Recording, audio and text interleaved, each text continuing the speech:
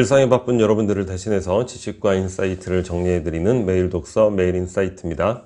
오늘은 클루지 이 책에 대해서 한번 살펴보도록 하겠습니다. 이 책은 작년에 유튜브에서 굉장히 추천을 많이 해줬어요. 그래서 유명해진 그런 책인데, 일단 클루지 어떤 것을 의미하냐면 뒤엉켜 있는, 설계가 잘못된, 한마디로 이제 엉망진창이다, 이런 뜻을 품고 있습니다. 그러니까 무엇이 엉망진창이냐, 인간이라는 존재가 뒤엉켜 있고 잘못 설계가 되어 있고 이런 것들을 이야기하고 있죠. 이 책은 그 관점을 진화적인 관점, 그리고 진화 심리학적인 관점을 채용을 하고 있는데, 예를 들면 우리 신체도 그렇다는 거예요. 우리가 서 있는 존재잖아요. 그러면 척추를 지금처럼 하나로 할 게 아니라 한 4개 정도 기둥을 했으면 아주 튼튼하게 다닐 수 있는데, 왜 이게 하나로 돼 있어서, 그러니까 진화적으로 우리가 기어다니다가 이제 서게 되면서 그렇게 된 것이고, 뭐 눈만 해도 시신경 다발이 망막을 통과를 한다는 거예요. 그러니까 오징어만 해도 시신경 다발이 망막 뒤에 있어서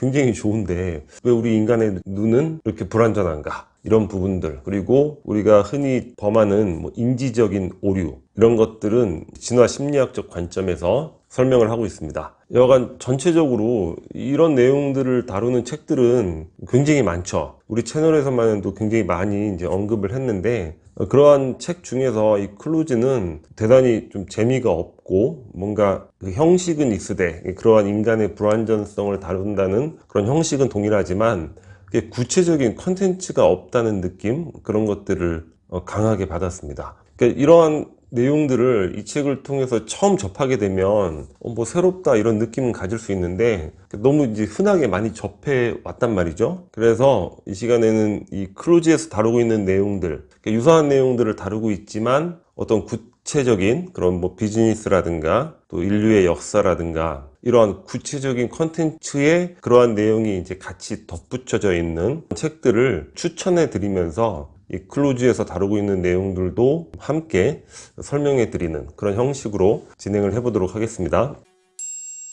첫 번째 소개해 드릴 책은 데니얼 카너먼의 생각에 관한 생각인데, 이러한 분야의 책들에 있어서는 거의 원전에 해당하는 그런 책이죠. 책 제목이 생각에 관한 생각. 우리 인간의 인지에 대한 오류, 이런 것들을 물론 이 책 이전에도 간헐적으로 그런 개념은 있었지만, 이 책은 그런 것들을 아주 방대하게 정리한 책이고, 이로 인해서 경제학의 행동 경제학이라는 새로운 분야가 이제 생겨날 정도가 됐고, 노벨 경제학상도 수상을 하셨죠. 이 책은 굉장히 방대한 책인데, 시스템 1, 2, 그러니까는 클루지에서 다루고 있는 반사 체계가 시스템 1, 단순한 우리 사고 체계가 되는 것이고, 시스템 2가 이제 숙고 체계, 복잡한 사고 체계가 되는데, 이런 것들이 어떻게 구현이 되고 혼동이 되고 있는지, 그리고 어림짐작과 편향. 어림짐작은 휴리스틱 많이 들어보시죠? 우리가 늘 숙고해서 뭔가 판단을 할 수는 없잖아요. 오늘 해가 뜨고 지는데 내일도 뜰까, 이런 것들을 숙고할 필요는 없는 거잖아요. 그런 것들이 반복이 되면서 어떤 판단에 있어서 휴리스틱, 어림짐작을 통해서 빨리빨리 판단을 내리는 그러한 체계를 휴리스틱, 어림짐작이라고 하고, 편향은 기울어져 있다는 거죠. 굉장히 유명한 편향이 뭡니까? 확증 편향. 진실이 무엇인가, 그런 데는 관심이 없고 내가 믿고자 하는 부분들만 믿으려는 그런 경향을 이야기를 하는 거죠. 주로 어떤 정치적인 성향에 의해서 가짜 뉴스를 믿는다거나 이런 것들을 설명할 때 많이 쓰이는 개념이 확증 편향이 됩니다. 그리고 기준점 효과.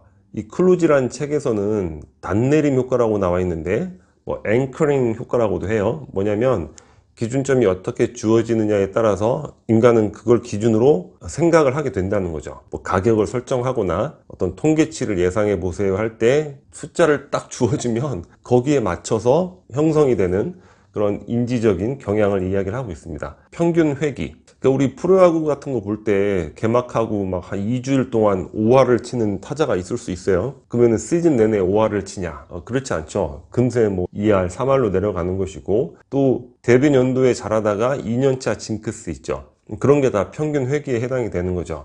그러니까 우리가 어떤 투자자가 어떠한 펀드라든가 프로그램에 있어서 굉장한 수익을 냈다, 그래서 투자를 해야 된다. 평균 회귀가 되면 그 다음에는 더 낮은 성과를 낼 수도 있다. 뭐 이런 것들에 적용을 해볼 수 있을 것 같고, 전망이론, 데니얼 카너먼 이분은 되게 재밌는 분이신 것 같아요. 그러니까 전망이론이라는 이런 거창한 이름을 붙인 게 관심을 끌어보기 위해서, 그러니까 인간이 이익보다는 손실에 굉장히 더 민감하다. 그러니까 내가 뭐 100만 원 이익을 보는 것과 100만 원 손해를 볼 때 이익에 대해서 느끼는 것보다 손해에 대해서 느끼는 게 훨씬 더 크다는 거죠. 그러한 것들을 포함해서 인간의 판단과 선택에 관련된 그러한 걸 다루는 이론이 이제 전망 이론입니다. 그래서 데니얼 카너먼으로 인해서 이제 행동 경제학이라는 개념이 생겼는데, 이거는 인간의 이제 실제 행동에 주목을 하는 거고, 경제학의 이제 심리학과 사회학, 생리학 뭐 이런 것들이 다 복합되어 있는 거죠. 통섭적인 학문이 되는 거예요. 그리고 우리가 주류 경제학이 뭡니까? 인간에 대한 전제를 합리적인 인간으로 규정을 하잖아요. 그게 부정이 되는 거죠. 그러니까 클로즈라는 책도 그런 것과 관련된 겁니다. 우리 인간은 합리적이지 않다는 거죠. 불완전하고 비합리적인 존재라는 거예요. 근데 그런 진단으로 멈추는 게 아니라 이제 행동 경제학은 그런 비합리성의 패턴을 여러 가지 행동에 대한 실험을 통해서 규명을 해나가고 있죠. 그러니까 마케팅 부분에 굉장히 활발하게 적용이 되고 있습니다.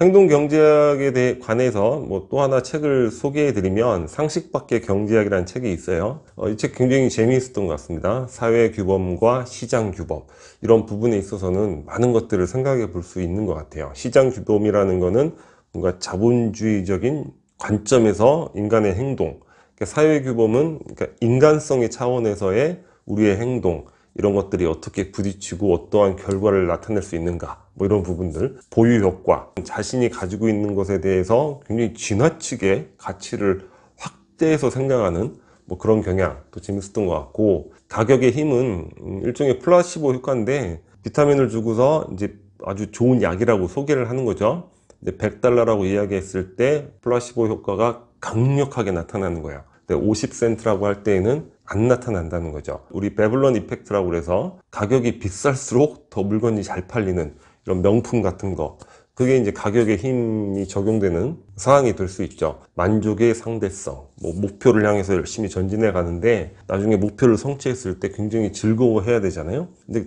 내 옆에 있는 사람이 나보다 예를 들어서 뭐 한 5% 정도를 더 갖게 된다. 그러면은 그렇게 오랜 시간 목표해왔던 성취, 이런 것들에 대해서 만족감이 없어진다는 거예요. 만족이라는 게 얼마나 상대적인 개념인가, 이외에도 여러 재밌는 그런 내용들이 많이 포함되어 있는 그런 책입니다.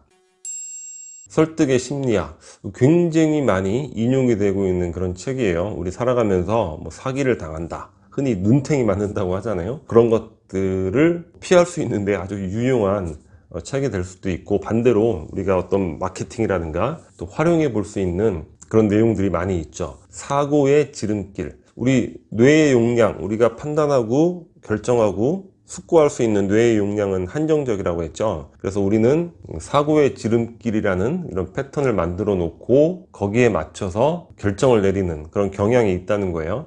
이런 것들을 가장 잘 이용해 먹는 인간들이 바로 사기꾼이라고 합니다. 뭐 그런 내용들 재미있게 나와 있고, 상호성의 법칙, 우리가 이제 받았으면 받은 만큼 줘야 한다는 그런 생각을 갖고 있다는 거예요. 마트에서 무료 시식하면 미안해서 하나 사고, 뭐 이런 것들을 이용해서 고객을 설득하는 일관성의 법칙, 자신의 선택이 옳다고 믿고자 하는 그런 경향이 있다는 거죠. 그래서 제품을 판매할 때 일단 승낙을 받아놓고 옵션 같은 걸 나중에 제시하는 이런 판매 기법들이 많이 있다고 합니다. 사회적 증명, 우리가 뭐 일상에서 많이 접하죠. 다수의 행동이 옳다고 여기는 거야. 그러니까 우리가 물건을 살 때도 좋은 댓글이 많다거나, 그러니까 사실 그게 다 순수한 댓글일 수도 있지만 또 작업한 댓글일 수도 있는 거죠. 그리고 코미디 프로그램 보면 옛날에 보면 웃음소리, 인공 웃음소리 내면서 웃음을 유발하는 희소성의 법칙, 뭐 한정 판매나 매진 임박이라는 메시지를 이용해서 설득하는, 그러니까 우리가 일상에서 눈탱이를 안 받기 위한 여러 가지 방법들을 이 책에서 얻어볼 수 있을 것 같습니다.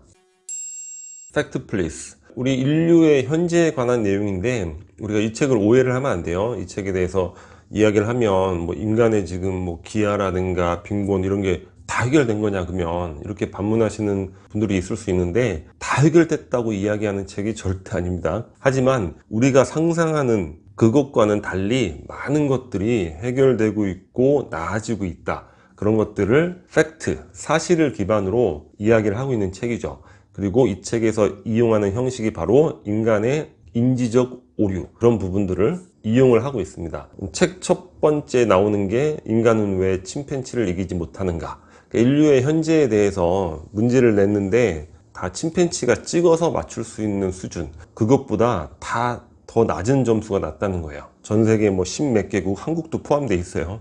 다 침팬지보다 점수가 낮습니다. 그렇게 왜 인류의 현실에 대해서 잘 알지 못하고 오해를 갖고 있는가? 그게 바로 인지적 오류라는 거예요. 여러 가지를 이야기하고 있는데 간극 본능, 그러니까 이분법 본능이 있다는 거죠. 그래서 소득에 대해서도 지금 잘 사는 사람과 지금 기아에 허덕이는 뭐 이런 사람들의 소득 딱 두 가지로만 나눠서 생각을 하는데 그렇지 않다는 거예요. 인류 전체는 4단계 정도의 그 소득 구간으로 나눌 수 있고, 하위층 소득이 우리가 생각하는 것보다 상당히 높은 수준에 올라오고 있다. 그리고 부정 본능, 우리가 인류의 현재를 더 어둡게 생각하는 것은 인간이 나쁜 소식에 집중하는 그런 경향이 있다는 거예요. 직선 본능은 그래프 본능인데 인구가 이렇게 늘고 있잖아요. 그러면 저렇게 갈 것이다, 이렇게 생각을 한다는 거죠. 근데 실제로는 이렇게 간다는 거죠. 이외에도 뭐 공포 본능, 크기 본능, 뭐 일반화 본능 등 여러 가지를 이야기하고 있습니다. 근데 저는 이 책에서 뭐 전반적으로 다 재밌었는데, 자, 인간의 삶의 모습이 뭔가 환경, 인종, 뭐 민족, 뭐 이런 것들에 의해서 차이가 날 것이다, 이렇게 막연히 생각을 했는데 이 책에는 다양한 사진들도 나오고 있거든요. 인간의 삶의 모습은 그런 것들이 아니라 소득 수준에 따라서 거의 비슷하게 나타나고 있다는 거예요. 그런 부분들이 인상적이었던 책이었던 것 같습니다. 마지막으로 인간의 흑역사인데, 이거는 인간의 비합리성, 불완전함, 이거를 우리 인류의 역사에 빗댄 거죠. 이 책의 카피가 뭐냐면 진짜 바보짓을 저질러 본 사람에게 바친다는 거예요. 어떻게? 당신은 혼자가 아니다. 이 책 초반 부분은 똑같습니다. 우리 뇌는 바보 해서 우리 인간의 또 인지적 오류, 뭐 휴리스틱, 어림짐작의 오류, 또 패턴 인식의 오류, 이것도 일종의 확증 편향이죠. 자기가 믿고자 하는 그런 부분에 따라서 만들어가는 거죠.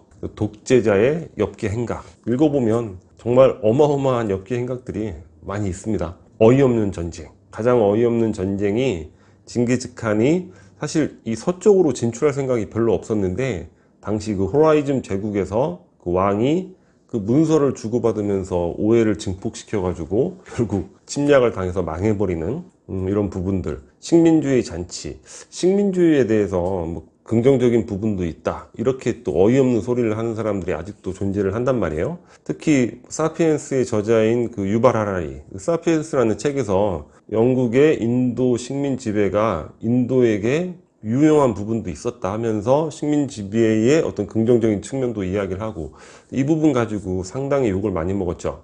유발 하라리의 뭐 여러 가지 다른 생각들은 다 좋은데 이런 부분들은 상당히 문제가 있지 않은가. 그리고 식민주의가 우리가 아는 것 이상으로 그 처참한 광경들이 너무나 많았던 거예요. 그런 것들을 또 이 책을 통해서 알게 됐던 것 같습니다. 이게 신기술? 이건 뭐냐면 대단한 발견을 했다고 믿어왔던 인간들이 너무 많았다는 거예요. 중압수, N선 이런 거 아무런 의미 없는 개념들이었는데, 그리고 또 하나 인상적이었던 게 뭐 다이너마이트가 발견되고 뭐 기관총 발견되고 그랬잖아요. 당시에 그걸 발견한 사람들이 미래에 대해서 이런 무시무시한 무기들이 개발이 됐기 때문에 이제 앞으로는 전쟁이 발생하지 않을 것이다, 이렇게 아주 확신을 했다는 거예요. 그러니까 인간의 어떤 미래 예측이 얼마나 잘 틀리는가. 다른 분야에서도 그런 것들을 보게 되는데 이 책을 통해서도 다시 한번 느껴보게 되었던 것 같습니다.